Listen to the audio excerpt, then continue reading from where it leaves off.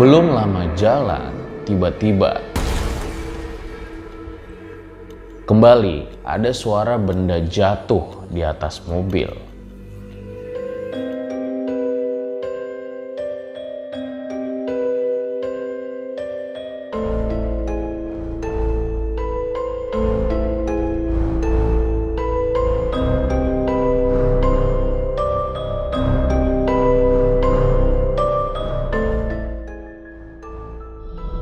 Kembali lagi bersama gua Fajar Aditya. Kali ini di Om Mamat Season 2. Terima kasih buat kalian yang telah klik video kali ini. Jadi di episode ini kita akan membahas mengenai alas roban.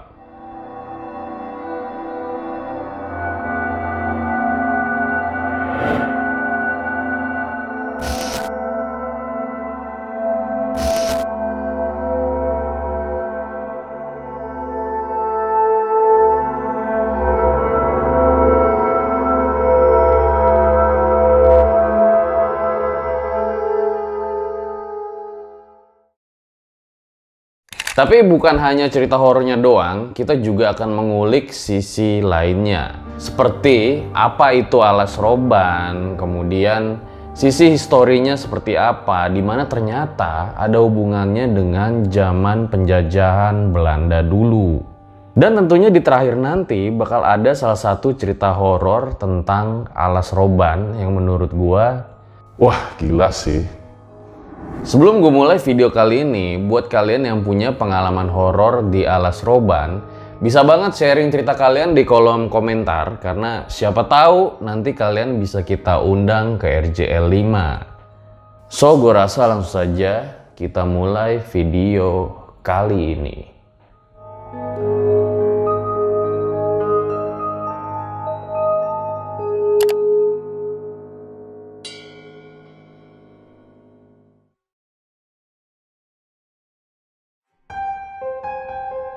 Alas roban terletak di Provinsi Jawa Tengah. Merupakan sebuah hutan yang dijadikan jalan untuk menghubungkan antar kota Jawa Tengah. Jalanan curam dan berbelok yang dikelilingi oleh pepohonan yang lebat di kiri dan di kanan. Tentu dapat membuat salah satu dari kalian merinding ketika melintasi jalan tersebut. Mungkin selama ini kalian hanya mendengar saja mengenai kisah-kisah mistis di alas roban, tanpa mengetahui asal-usul dari alas roban ini.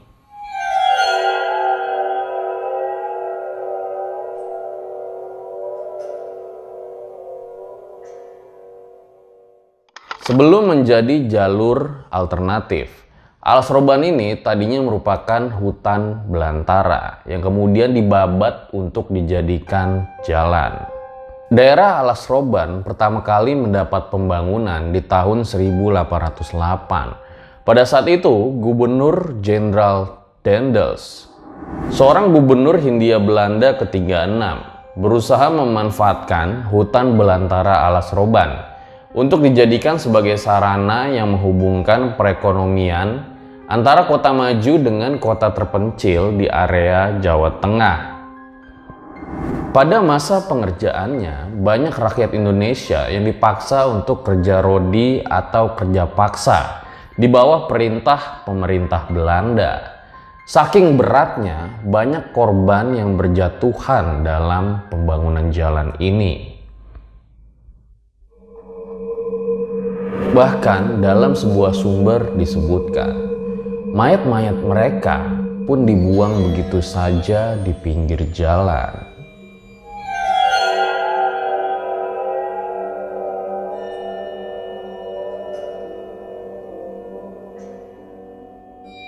Kawasan hutan jati Pleleng, Gringsing, dikenal sebagai tempat pembuangan mayat pada tahun 1980-an.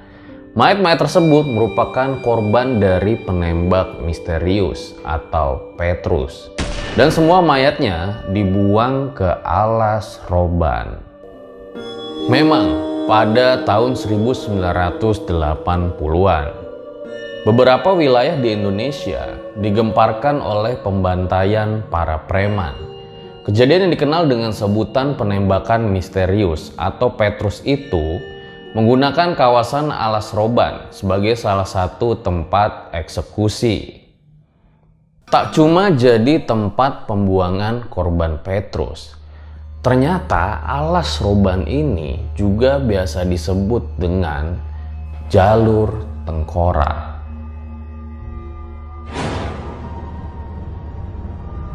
Di jalan yang berkelok-kelok dan menanjak tajam itu sering terjadi kecelakaan lalu lintas dan cukup banyak korban yang meninggal di sana.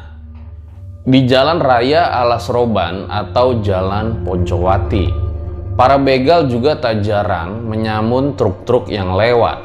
Saking rawannya, banyak kendaraan yang tak berani melintas pada malam hari.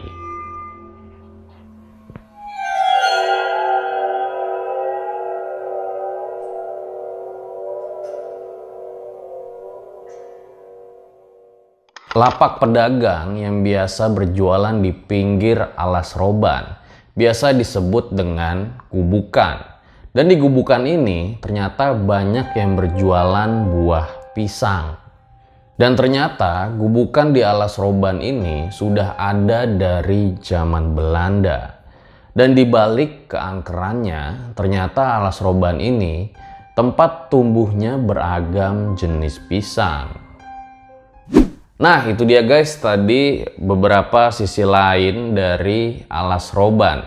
Sebelum akhirnya kita bakal masuk ke cerita horor di Alas Roban.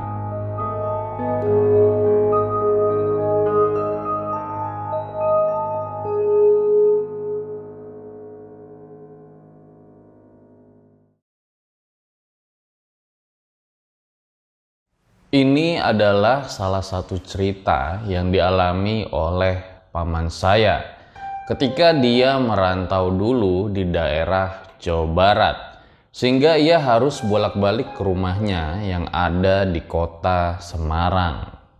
Saat itu saya dan paman saya sedang makan di pecel lele favorit keluarga kami di Semarang. Kami ngobrol ngalur ngidul dan hingga akhirnya paman saya menceritakan pengalaman mengerikannya semasa muda dulu. Mulai sekarang, gua akan bercerita sebagai orang pertama. Perkenalkan, namaku Agus. Ini adalah ceritaku ketika melewati Alas Roban di awal tahun 2000-an, saat hendak ingin pulang ke rumah yang ada di Semarang. Siang ini adalah hari Jumat. Sebelumnya, aku sudah mengambil cuti 2 hari, yaitu untuk hari Senin dan hari Selasa, di mana aku ingin bertemu dengan keluargaku di rumah. Oh ya, beberapa hari lalu sebelumnya, aku juga sudah janjian dengan salah satu temanku, Rifkan, yang mana ia akan pulang ke Demak. Jadi kita janjian untuk pulang bareng naik mobilku dari tempat kami berada. Pulang kerja langsung aku bergegas mandi dan bersiap-siap untuk perjalanan pulang.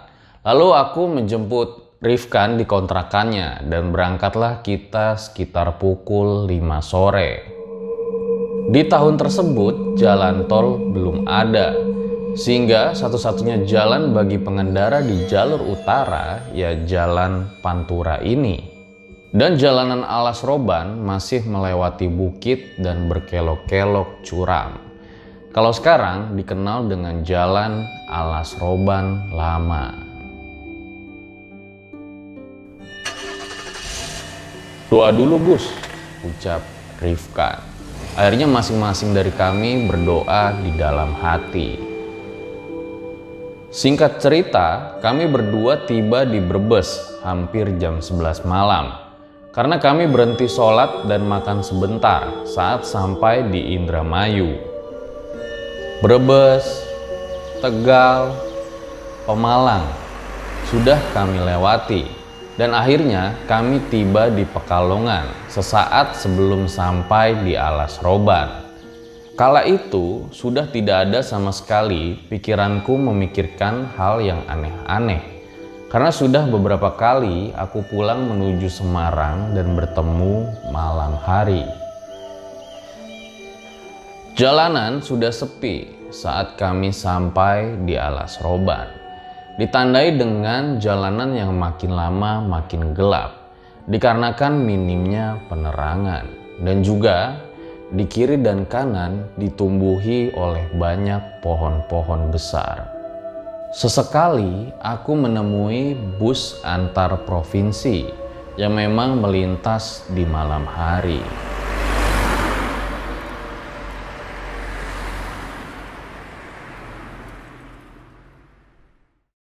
Akan tetapi, tiba-tiba saja terdengar suara.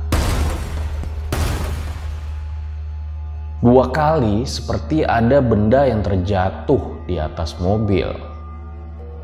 Rifkan kebingungan dengan suara itu. Aku langsung menepikan mobilku di pinggir jalan.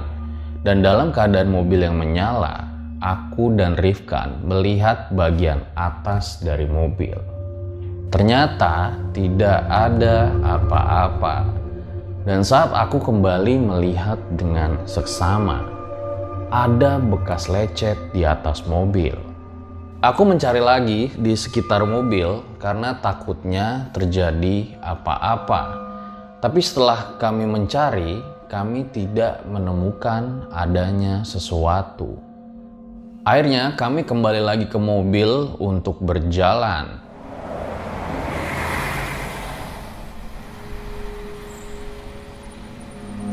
Belum lama berjalan, tepat setelah tanjakan, lagi-lagi aku dikagetkan dengan suara benturan.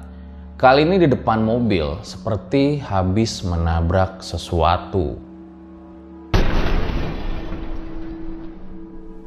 Aduh, nabrak apaan lagi tuh? Udah, kamu di dalam aja, biar aku yang turun, Gus. Wah, ini loh, ban depanmu kempes, Gus. Waduh, yang bener kamu, Rif. Mana jam 1:30 gini lagi? Mana ada coba tambal ban yang buka? Aku juga nggak ada ban serep lagi.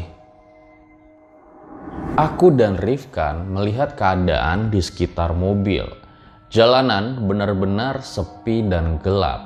Dengan banyaknya pohon-pohon yang besar di sekitar kiri dan kanan jalan. Nampak tidak ada kendaraan yang lewat satu juga. Aku dan Rifkan jalan kaki pelan-pelan ke arah depan. Dari kejauhan seperti ada cahaya remang-remang di kiri jalan. Loh, apa itu, Rif? Itu kayaknya tambal ban deh. Ayo kita ke sana.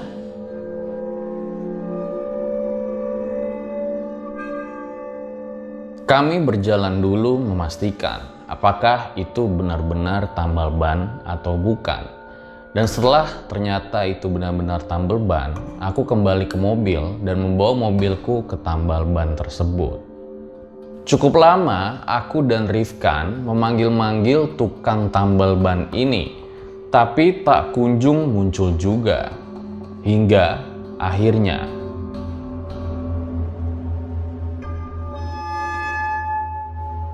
Ada apa, Mas? Astagfirullah. Rifkan terlihat kaget dengan kedatangan laki-laki tersebut yang tiba-tiba saja. Ini Pak loh, ban saya bocor. Hendak nambal ban di sini. Apakah bisa? Oh, bisa. Silakan duduk di sini, Masnya. Awalnya kami berdua tidak menaruh curiga dengan tempat tambal ban ini. Tapi lama-kelamaan aku mencium adanya bau menyan. Dan ternyata Rifkan juga mencium bau yang sama. Dari kejauhan di seberang jalan sana, Rifkan melihat adanya warung yang masih buka. Gus, gimana kalau kita ke warung itu aja? Kayaknya masih buka deh. Jadi kita ngopi-ngopi aja. Aku pun hanya bisa mengiyakan dan kami langsung beranjak ke warung tersebut.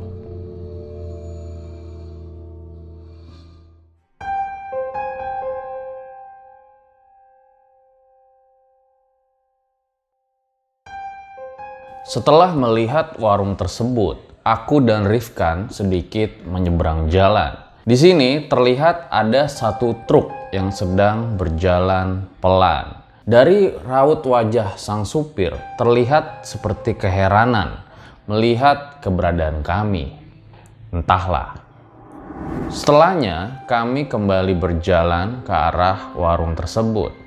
Jadi warung ini memang khas pedesaan, di mana terbuat dari beberapa anyaman bambu dan juga ditopang oleh beberapa bambu. Sesampainya di sana, nampak terlihat segerombolan anak kecil sedang bermain di samping warung. Loh, kok bisa ada anak kecil ya jam segini? Pikirku saat itu. Pasti Rifkan juga melihat kondisi ini. Tanpa memikirkannya begitu lama, aku dan Rifkan langsung masuk ke dalam warung. Dan di situ terlihat wanita yang belum begitu tua mengenakan daster tersenyum ketika melihat kami.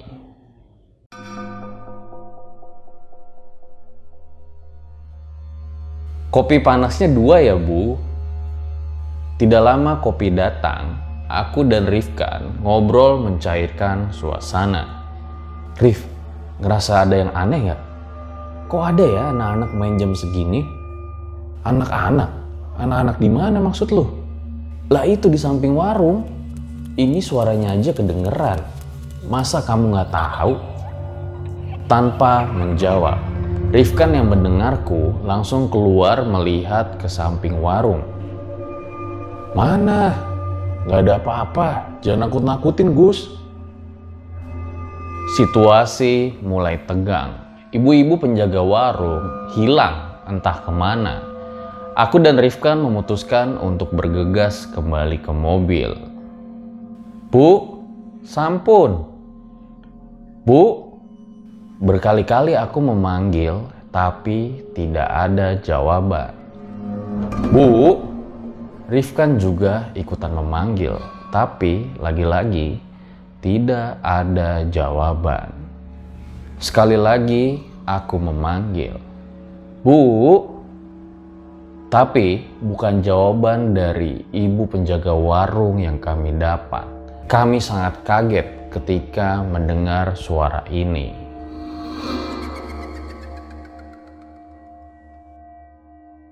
Terdengar suara wanita tertawa keras dan melengking dari luar warung. Gus, Gus, Rifkan memanggilku. Aku hanya bisa menatapnya saja tanpa mengeluarkan kata-kata apapun. Tampaknya Rifkan juga mendengar suara tersebut. Kami berdua bergegas keluar warung untuk mencari arah dari sumber suara tersebut. Dan ternyata kami hanya bisa istighfar dengan apa yang kami lihat saat itu. Ada wanita berdiri tegak berjubah hitam sangat panjang, berdiri di samping pohon warung tersebut. Matanya terbelalak putih dengan wajah pucatnya dan rambutnya yang sangat panjang. Anak-anak kecil yang tadi aku lihat pun berlari menghampiri perempuan tersebut. Dan dari anak-anak kecil tersebut aku melihat seperti hancur. Ada banyak luka di badannya. Jauh berbeda dengan apa yang aku lihat sebelumnya. Wanita itu kembali tertawa hingga membuat telinga kami seperti sakit. Aku dan Rifkan bergegas lari kembali ke mobil. Saat lari ke mobil, lagi-lagi kami berdua dikagetkan. Lagi dan lagi. Di mana tambal ban yang tadi kami hampiri, sekarang sudah tidak ada. Hilang entah kemana. Yang kami lihat hanyalah mobil kami terletak di tepi jalan, sebelah pohon yang sangat besar dan jurang yang di dalamnya sangat gelap.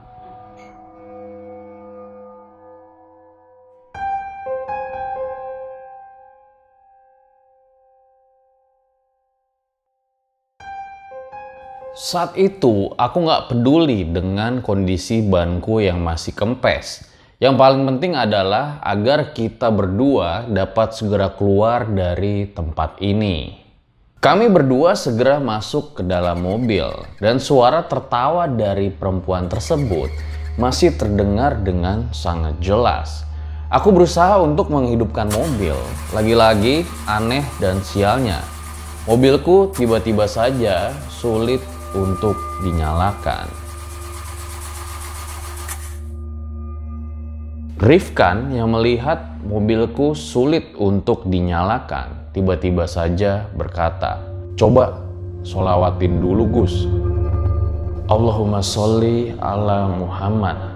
Sekitar 3 kali aku sebutkan, lalu ku coba untuk menyalakan mobilnya. Ajaibnya mobilku langsung menyala. Dan dengan cepat aku segera menginjak gas dan pergi untuk menghindari tempat aneh ini. Namun, sepertinya nasib baik belum juga datang kepada kami. Belum lama jalan, tiba-tiba kembali ada suara benda jatuh di atas mobil. Udah, nggak usah dipedulin Gus, lanjut aja. Ini juga udah jam berapa sih sebenarnya? Aneh banget dari tadi nggak ada kendaraan lewat. Jam 3 ini, Rif. Memang aneh. Tidak ada satupun kendaraan yang melintas. Normalnya masih ada kendaraan besar yang lewat, walaupun tidak banyak. Tapi pikiranku tidak mau memikirkan hal tersebut. Yang terpenting adalah bagaimana kita bisa cepat keluar dari alas roban ini. Tiba-tiba saja Rifkan berteriak, bertepatan dengan aku yang melihat sosok wanita berjubah hitam yang tadi kami temui tepat melintas di depan mobil kami. Aku yang kaget spontan langsung banting setir dan menginjak rem secara mendadak.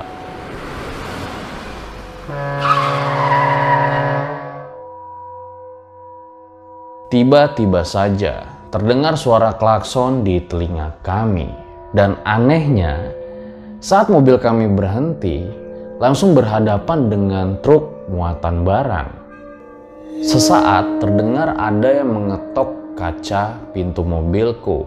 Dari dalam terlihat seorang bapak-bapak yang berboncengan dengan ibu-ibu. Tampaknya mereka berdua suami istri.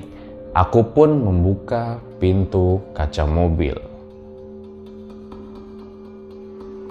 Kalian tidak kenapa-napa, Mas?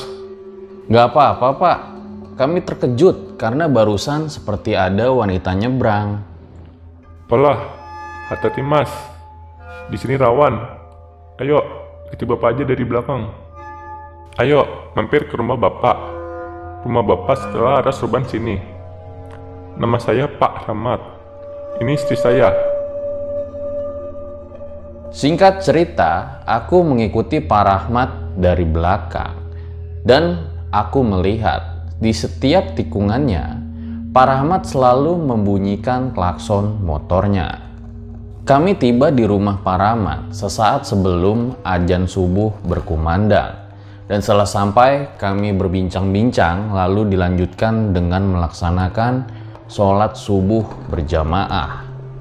Yang membuat kami semakin kaget adalah di mana Pak Rahmat mengatakan bahwa tidak ada tambal ban dan juga warung di tempat kami kemarin berhenti. Ia juga menambahkan kalau di sana memang sering ada kejadian semacam itu. Dan belum lama ini ada kecelakaan mobil satu keluarga meninggal di sana. Dan masih banyak lagi cerita pengendara yang diganggu sudah sejak lama. Untungnya kami masih selamat. Pak Rahmat sangat baik mengizinkan kami istirahat di sini untuk melepas lelah dengan tidur. Barulah di siang hari kami kembali melanjutkan perjalanan. Setelahnya aku pulang sampai ke rumah dengan oleh-oleh pengalaman yang tidak akan aku lupakan sampai kapanpun. Dan Pak Rahmat yang hingga sekarang kami anggap sebagai keluarga sendiri.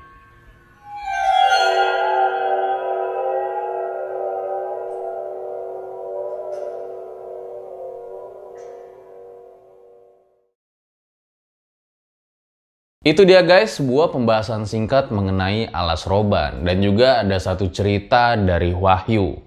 Gue ucapkan terima kasih kepada Wahyu yang telah mengizinkan RJ5 membacakan kisah ini. Semoga saja cerita ini dapat dijadikan pelajaran berharga bagi kita semua. Gue rasa cukup demikian episode Om Mamat pada kali ini. Ambil baiknya dan buang buruknya. Dan dengan adanya cerita-cerita seperti ini, jangan malah menjadikan kalian takut. Akan tetapi kalian harus semakin yakin dan percaya dengan kebesarannya. Gue Fajar Aditya, RJ5 undur diri. Ciao.